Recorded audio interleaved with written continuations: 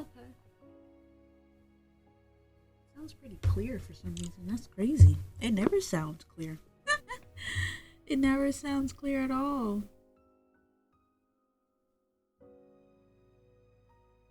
Anyway, we're gonna do. Oh, I keep forgetting to.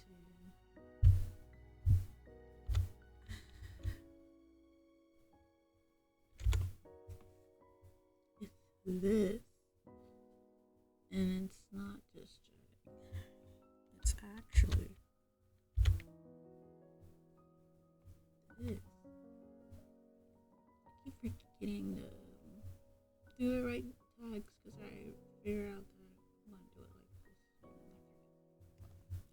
Thumbs up. I don't know what I'm talking about. Let me see. Oh yeah, I forgot. I still haven't done it yet. I haven't added the captions yet.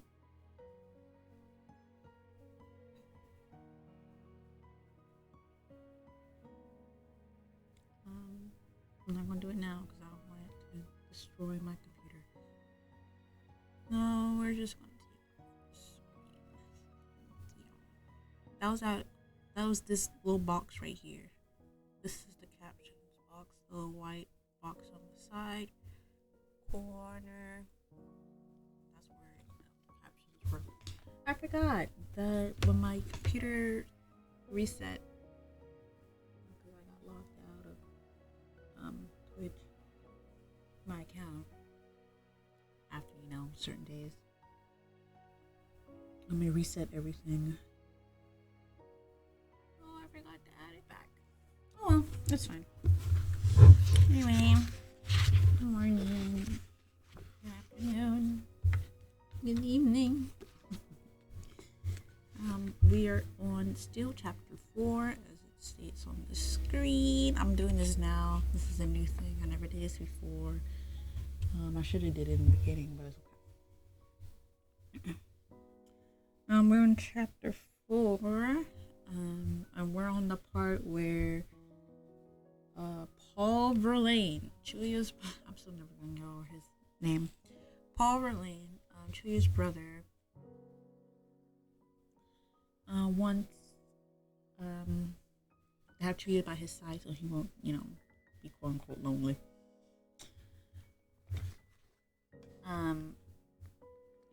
Because they're both the same.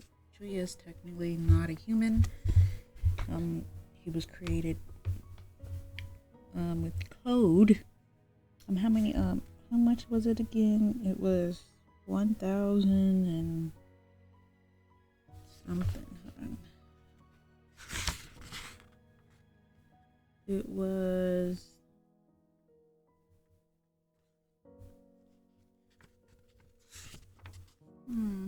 no, it was 2,383 lines of code. Poor Tria. He's not even human. Right after he thought he was, because in the previous, I think in the same chapter, but previously,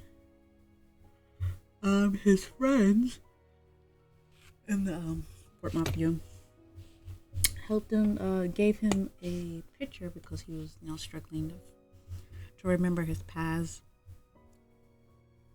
And they gave him a picture of when he was 5 years old with a person on a beach. And he was like, I do have a past. And he was so happy, but now he's like being told that he's not even human. All of that was fake by the military and stuff. So, kind of unfortunate, honestly. Kind of unfortunate.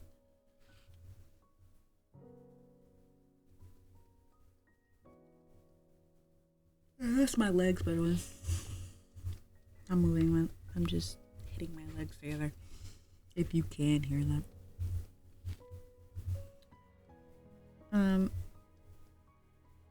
So yeah, Verlaine is trying to get Julia to his side and just travel the world with him. And say, you should forget all this and come with me. We're family and stuff. And Adam, and he even Verlaine said, I'm not here to kill you. even though Adam was the one that stated that he's out. His brother, Chuya's brother, was out to kill Chuya, Paul. And so he's like, I'm not here to kill you. I just want to, travel the world together. It's us lonely people. And Adam's over here trying to stop that from happening. Trying to protect Chuya. Anyway, I forgot where it was.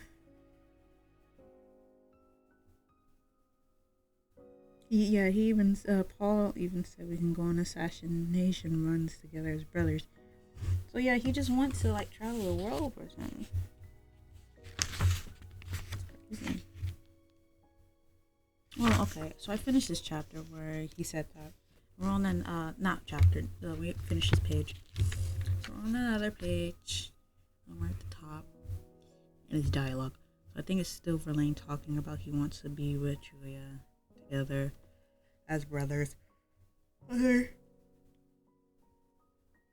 Travel the world and do things together. So anyway, we'll read the dialogue that Paul is stating. I'm so sleepy. It's not like I didn't sleep good last night. I did. I actually had a good dream for once. I mean, technically it was a good dream, and then it just turned, I don't know, turned into my regular ones. So, I'll still take it. Oh, also, there's I'm going to take a picture of it now. There's a manga page.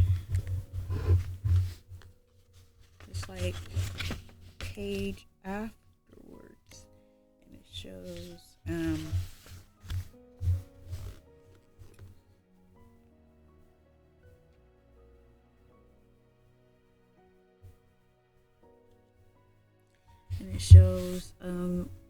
the car that Verlaine was on. He threw it into the wall, trying to chase after Adam and Julia. And then you'll see how Verlaine looks. So I'm gonna send this to myself. I can show it on screen.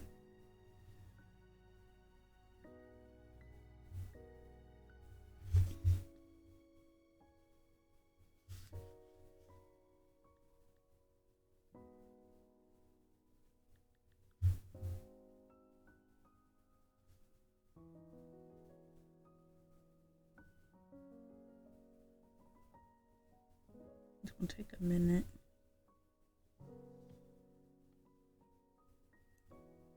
It's not that good, but it's okay. Oops. Alright. I have it. Let me just get this picture up. Hopefully this doesn't. Well, there go the daily yawns. Weekly yawns because I don't stream daily. Hopefully this doesn't destroy my computer. Just trying to get a picture up. And I'll show you the last picture, the last manga page too. It was, I think what they call guard dogs. I don't freaking know anymore. I don't remember.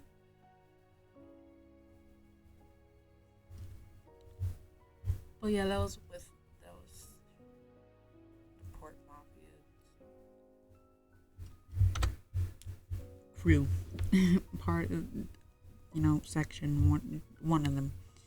I don't know what I'm talking about. I don't even know if I spelled his name right. And brother. I'm not putting Paul. I hate his name. Why is his name Paul? All names. Crazy. I hate that. It makes me angry.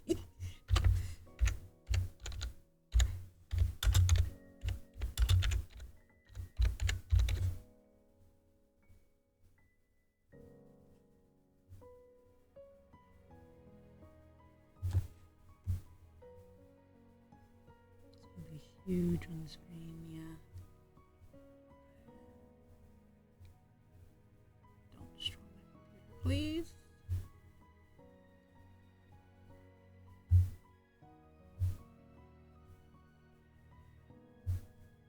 Do it.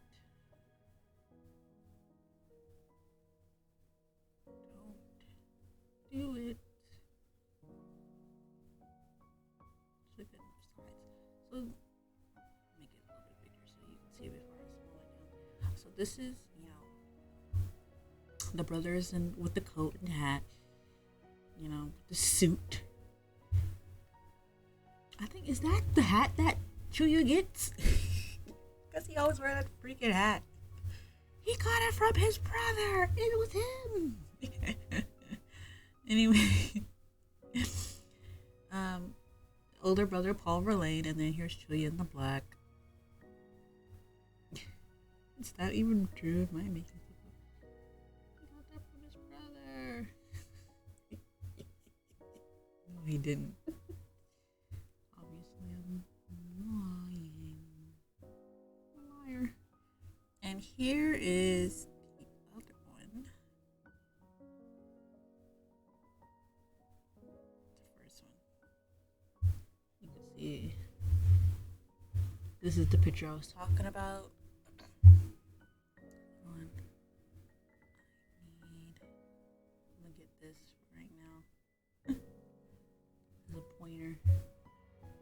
This is the picture I was talking about right here.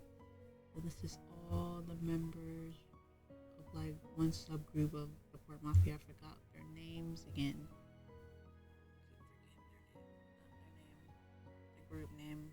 I know it has dog in it for some reason. I think maybe. I might be wrong about that one. Anyway. We'll read. I spend enough time. But yeah, I'm not gonna show the page. Well, I already showed it, but I'm gonna put it on the screen when it pops up in the book. Okay.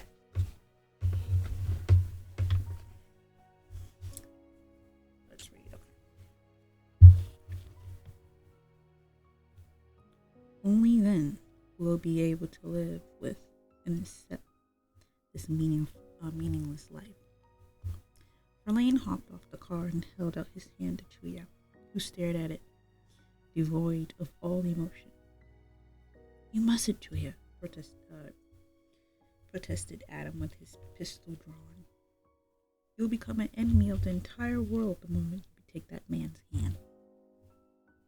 Adam calculated every possible scenario, but his pistol would be useless against Verlaine's skill, no matter how he fired. Stay out of this. It wasn't Verlaine who spoke. It was Chuya. I did spell his name right. Woohoo! Verlaine's eyes showed a hint of surprise as he looked at the young mafioso. I understand where you're coming from. Chuya tilted his head back slightly and fixed Verlaine with a piercing gaze. But before I give you my answer, I need to ask something first. Anything, Verlaine replied, smiling. I got a call from Piano Man earlier. He says something from the Port Mafia came to take the 5 of them somewhere for a job. Answer me. What happened to them? Verlaine's smile disappeared. A few slow movements passed as a different kind of smirk twisted his lips like a black flower blooming. A most unpleasant smile. Well, you don't need your old friends anymore, do you? He answered. Verlaine hit the trunk of his car stuck in the wall, and it opened. The next moment, something fell out and hit the ground with a sickening splat. Oh no! She instantly recognized it. Her pupils narrowed like needles. It was Lipman's body. Julia screamed. It wasn't a human scream, but the howl of a beast. What the hell? I hate this. In an unintelligible roar. I can't say this. Roar. I hate this word. Freaking. Oh my God. That alone caused the surrounding buildings, windows to shatter. Then came his fist. It was a simple, straightforward thrust, and yet it surpassed the speed of sound. His fist shook the air like an explosion, and it instantaneously slammed Verlaine backwards, burying him in the wall and sending pieces of the building flying. Quack! Verlaine groaned. When the moment he opened his eyes, Chuya was already right in front of him. Chuya's expression wasn't twisted, though. In fact, it was almost expressionless. It was only a pure, transparent, and overpowering desire to kill. His right fist slammed into Verlaine's shoulder. The surrounding wall cracked apart. But before the fragments of concrete could hit the ground, he buried his left fist in Verlaine's torso, pushing him further into the wall. Another punch, and another, then another. He roared as each hit buried Verlaine's body deeper into the building until it seemed to swallow him whole. But even then, Julia didn't stop. You're like a wild animal. Julia's fist stopped on a dime as those words were acute. Verlaine's caught his fist like a ball, and he countered with his own fist. If Chuya's punches were like bullets, then Verlaine's were cannonballs. It hit Chuya directly in the stomach, twisting his shirt until it tore, but not where Verlaine's fist connected. The powerful impact sent a shockwave through Chuya's body and ripped the back of his shirt. He groaned in agony. Meanwhile, Verlaine had such a tight grip on his fist that not even a punch could knock Chuya backwards. Rage like the beast you are. That's how you remember what you are, whenever you want it or not. Verlaine crawled up the wall and jumped to the ground. He let go of Chuya's fist, grabbed him by the neck, and hung him in the air like a punching bag. Chuya couldn't move even if he wanted to, because his entire body was being held down by a powerful gravitational force.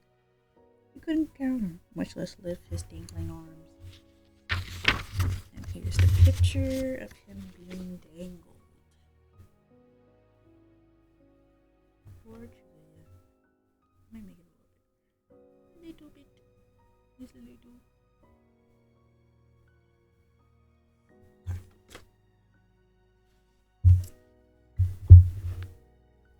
If it all boils down to this, Chuya, that was a yoke keeping you attached to humans. Verlaine said gently as he held Chuya's up by his neck. I understand where you're coming from, but it's too dangerous. You shouldn't linger in that position. Verlaine stuck his free hand into his pockets in search of something. His finger emitted a gravitational pulse that acted like a radar, helping him find what he was looking for. So this is the picture your so-called friends gave you? It was the photograph of Chuya as he was a child wearing a yukata by the ocean. Yukata. And this is the picture right here I showed earlier. Him in this little outfit by the beach with some guy. I don't know who that is. I'm pretty sure it's Mori, but I'm not sure.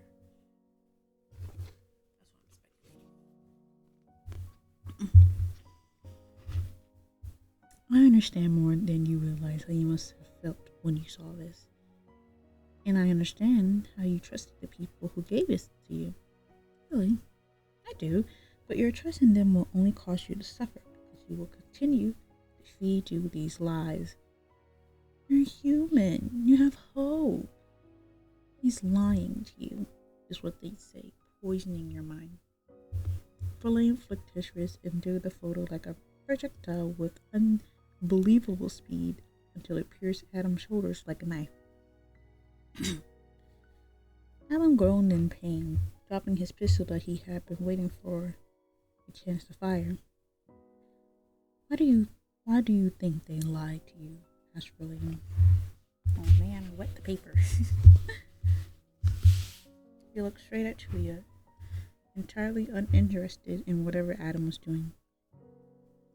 It's because your powers are useful. They want to use you. I know, because it happened to me, too. I don't give a damn. You're gonna pay. Julia rasped, breathing heavily as he hung by his neck, unable to move. Such a troublesome boy, Verlaine sighed. He paused after every few words as he was talking to a small child. But well, every few words as he was talking. But well, this is what happens when I read. I'm like, I read the same line over. I'm like, oh my god. I thought I stopped doing it, but I didn't. It happened. My eyes.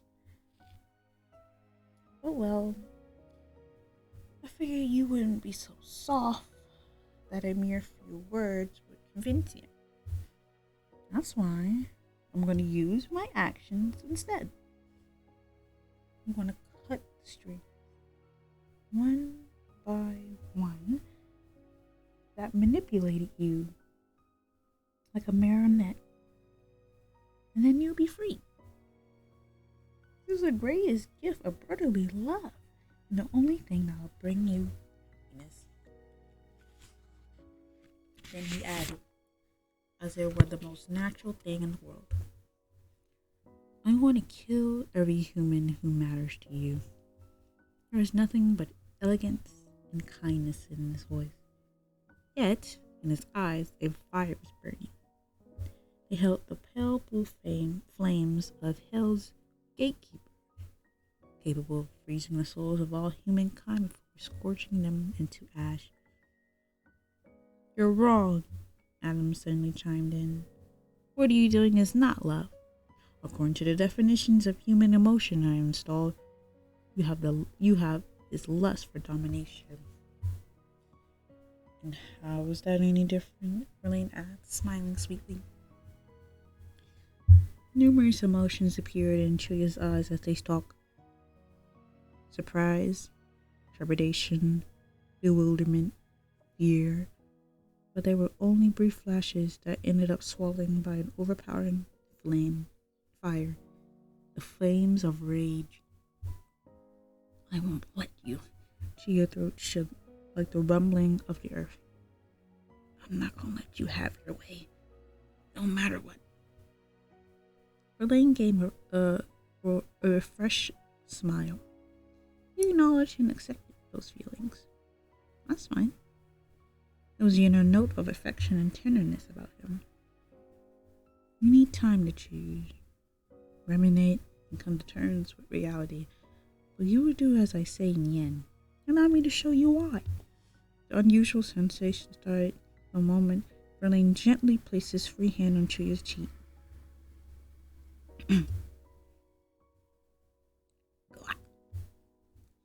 The air vibrated before bursting open.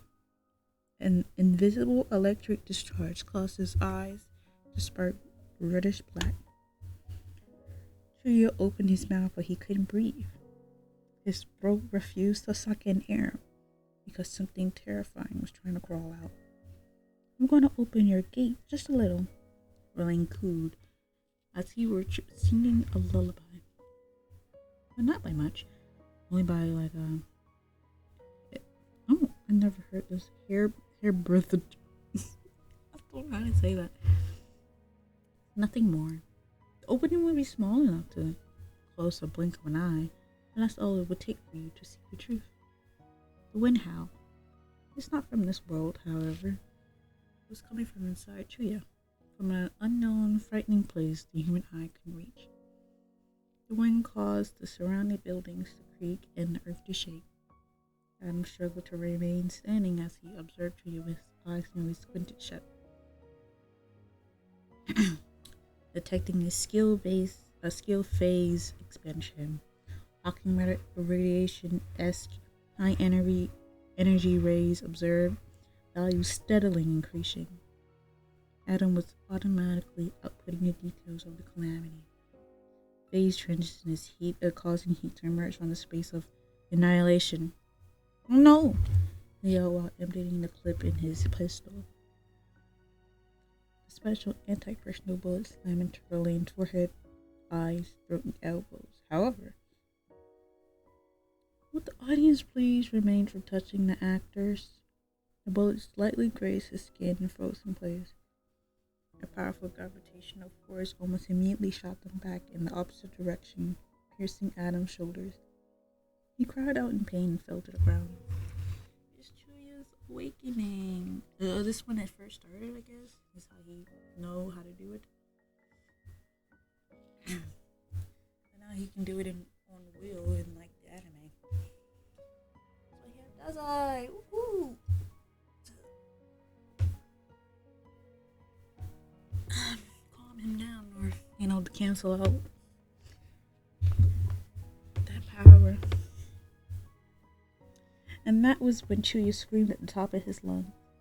This soulless shriek wasn't Chuya's own. Was he even human? It was neither something of this world nor even a sound. It was the black flames. Who is that? Am I too late? Activating heat and impact resistance shield. Adam shouted from the ground, raising his left arm. His elbow immediately split in half and expanded into a glistening silver shield. A super alloy shield made with a nickel base, chrome, iron,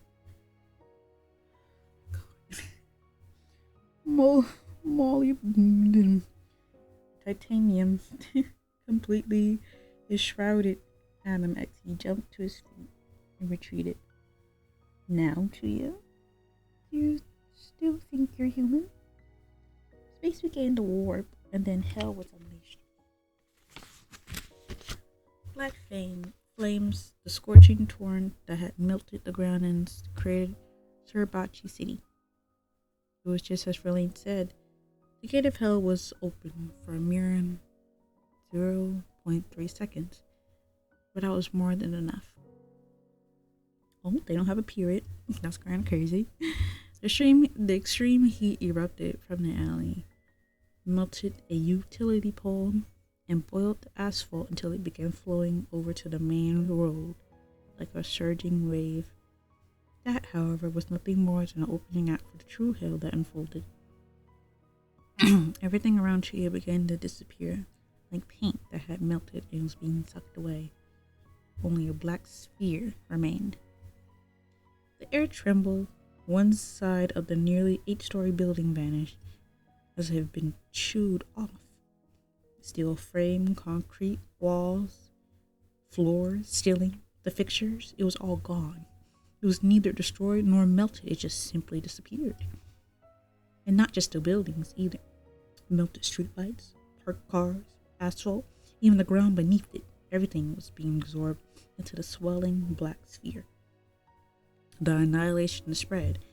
Buildings turned into rubble, soil into dust, and the nearby cars, utility poles, and fire hydrants all toppled over before the sphere swallowed them up.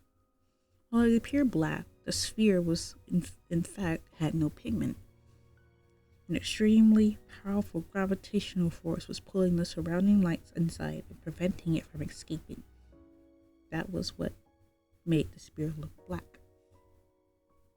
This was the calamity, far more fearsome than any explosion or chemical reaction.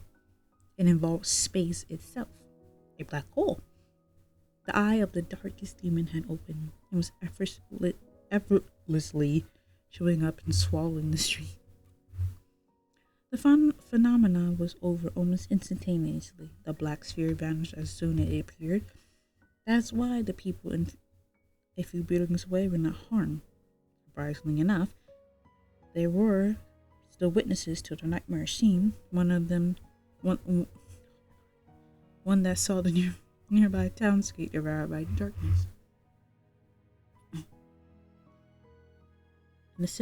the center of this hell was Chuya suffering. Yet this was no ordinary suffering. He felt as his skin was being twisted until it split apart. His eyes seemed to rupture in their sockets while his organs were being crushed. Only some unworldly beast would cause such agony, but Chuya couldn't even so much as scream. The ground vanished as it was been scooped out with a giant spoon, and resulting crater center lay. Chuya's curled on the ground. What? At the resulting crater center lay, Chuya laid on the ground. I think I read that wrong.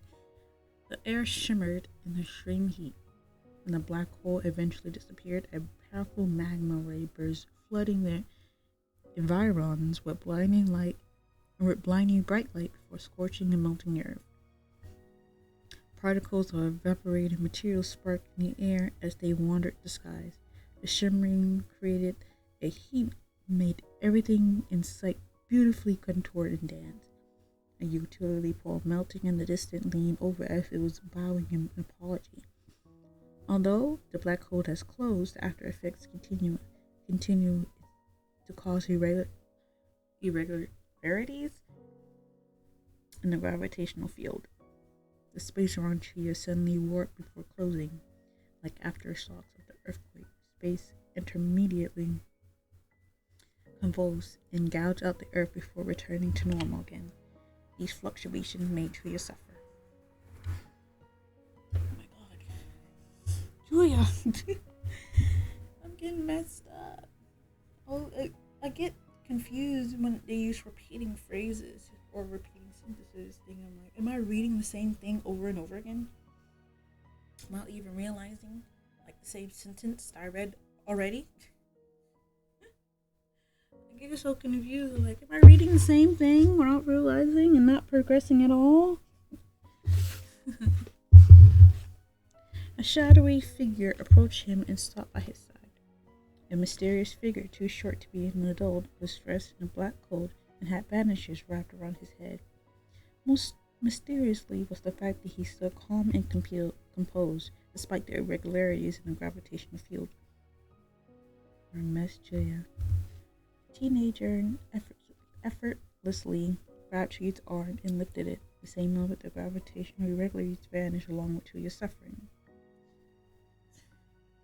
Had to be you, huh? Where's the brother? Why did he leave? Can't even go out with good grace, can you? The youth said bluntly before hoisting Chuya onto his shoulders. He began to walk. The overpowering gravity was gone, as the pain causing Chuya to rapidly lose consciousness.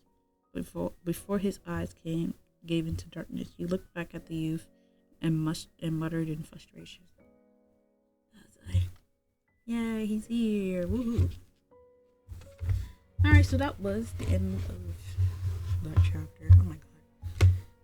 That was so crazy. Where did the brother go? Why did he leave? I know Adam left because he ran. He, got that warning before everything happened. But were no people in that building that he made disappear? It was only the side, but was there no people in there? That's the thing about like anime and stuff. They show like big destruction and stuff, like they can create craters in the floor, in the ground, in the streets, in the asphalt, in the concrete, break through buildings, multiple, as they fly and slam at each other and break buildings and stuff. Are there no people living in the building? I mean, you saw like the passerbyers, but how big was the sphere? Because it only lasted for 0.3 seconds, right? But how big was it? Because like, the heck, what happened? I mean, it didn't touch them, but like, what if people? What happened to Adam? Did he die? Did he disappear too? If it was like kind of like a black hole, then that's not how that works. I don't think that's how that works. the people should have been affected. You know, there's no casualties, like especially along with that, that truck scene that we read, where where Verlaine was got crashed into that truck allegedly. Not really. I'm saying allegedly because he split the truck in half so he wouldn't be injured. But there's no body in the truck. Who was driving? Y'all was on the highway. No one died. Casualty. I know it's just focusing on like the characters, but like it needs to be like actual damage around so you know the severity of it all. I mean, like people were, I'm scared. Oh, there's not like no casualties. I don't know. Maybe that's how maybe I'm just freaking out over nothing. That could be.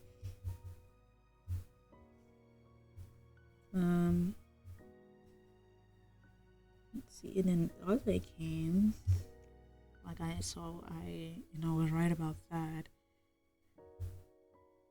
Apparently, Dazai knows this or something. It seemed like he already knows that.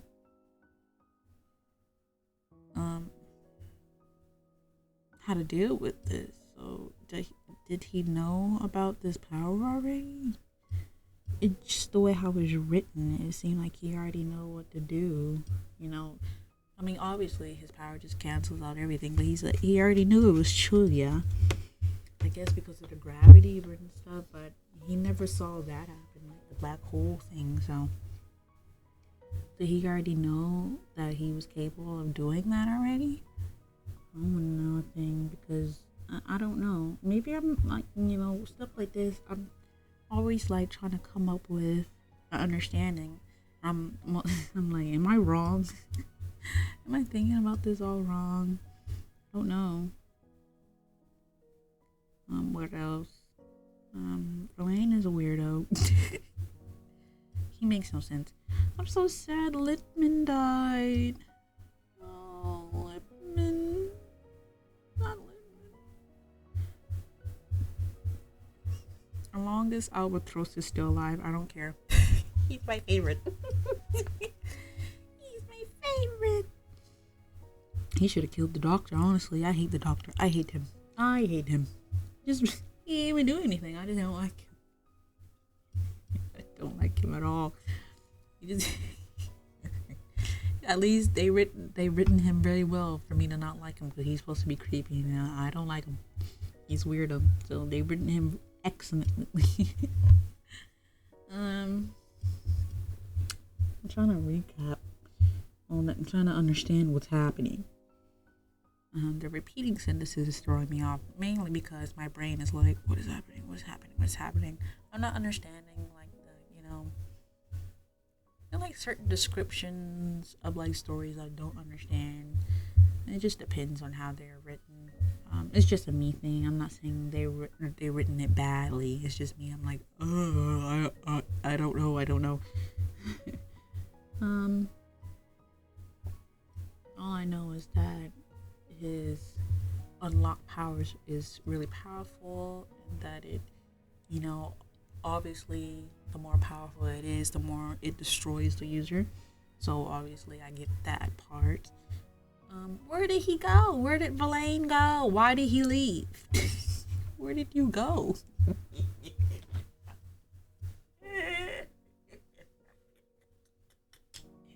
Why didn't you walk away? When it makes sense, because if he would have stayed, Dazai wouldn't be able to get him. Get to you. So I guess, to make the plot go.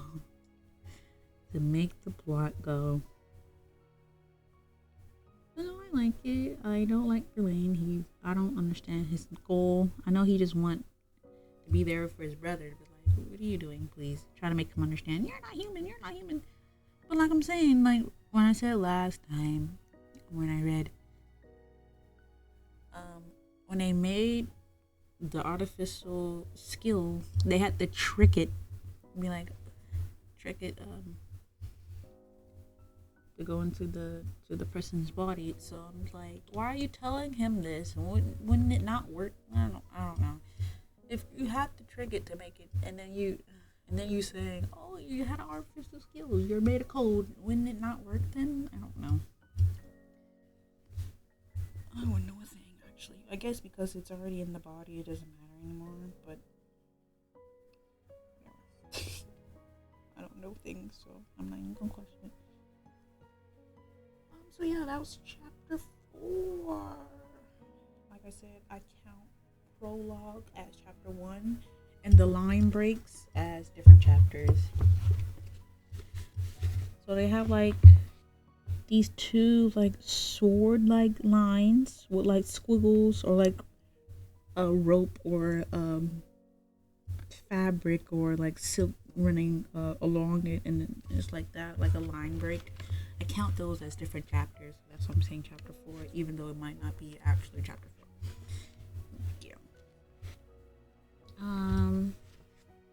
Should I read some more?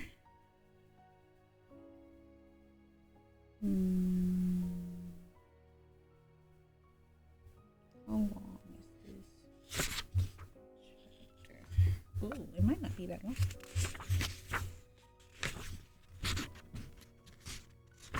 Yeah, because it says code number 2, so I think that's what it means. It's like chapters for them, but I'm counting as the line breaks as chapters. Oh, so I can just read this. Oh, I can just finish reading these pages. I got 2 more pages down. No, I'm gonna save these. I'm gonna save this for next time. Obviously, I'm not gonna just stop after reading these 2 pages on next reading time, because it's just like 2 pages. I'm gonna read more than that, but I'm just saying, I'm gonna stop right here. Oh crap. Thank you for coming. Let me see. Tomorrow. What did I say I was gonna do tomorrow? For Thursday? Did I say tier list? I think I said tier list.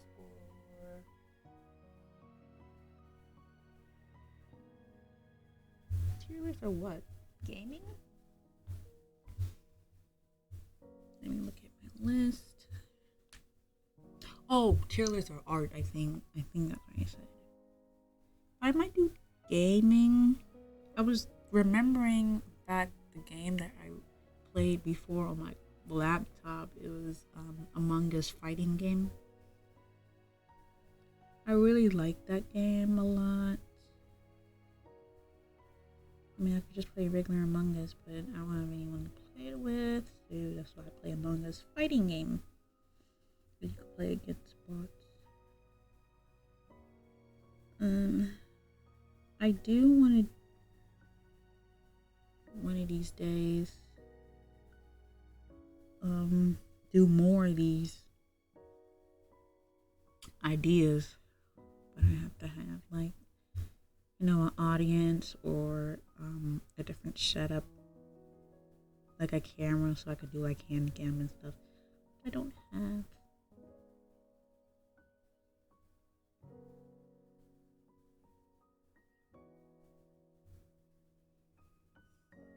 Most of these games have to have money to buy, which I don't have money.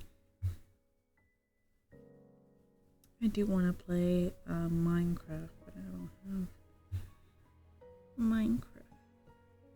Usually that's what a lot of people have. I just don't have Minecraft.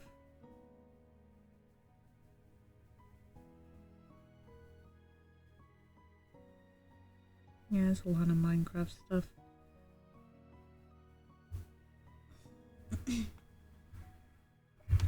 Yeah, so I might do the creepypasta tier list.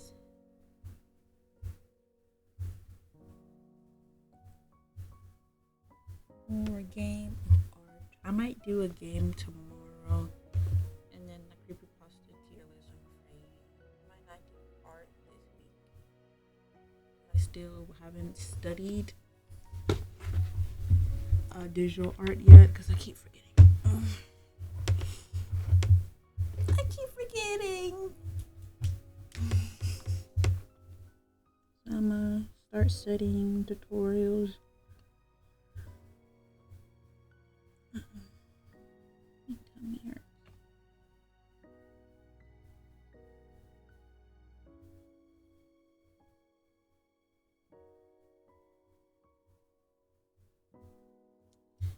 Yeah. It was fun. I really like doing this book reading. It's really nice. So I'll see y'all tomorrow. I know stream was short, but like I said, I'm sleepy. I want to go back to sleep.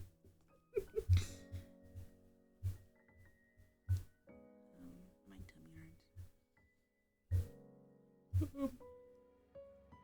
But I don't think these book reading is that long anyway. I want to read all of it and then like content a long time. I know obviously I could read more and not make these series so freaking long. How many have I done now? I don't remember. I've done it for a couple of weeks. I like long series. Me personally, I like long series. It gives me time to fill up space for content that I don't lack content that I don't have. Lack of content that I don't have. Good job. Lack of content. Yeah, that's about it.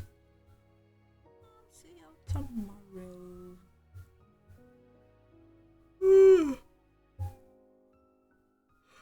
Hopefully one of these days I have the opportunity to do what I always wanted to do. I'm still wishing, universe, thank you. I'm still wishing, and I know you hear me. You're just not acting. It's okay. It's fine. It's fine, but I won't stand for it. I won't stand for it at all. Okay. Bye-bye.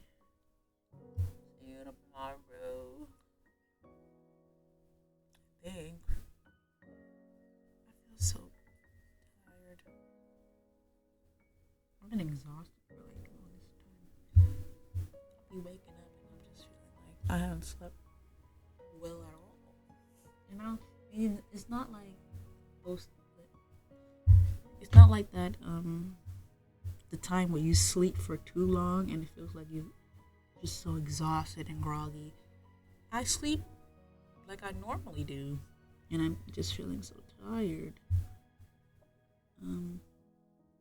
Maybe because I go to bed at like 2 and wake up at 9, but I don't know. It's a good amount of sleep, like 2 to 9. That's a good sleep. Sometimes I even wake up at 10. I'll go back to sleep more than 10. And just in case, I still feeling really tired.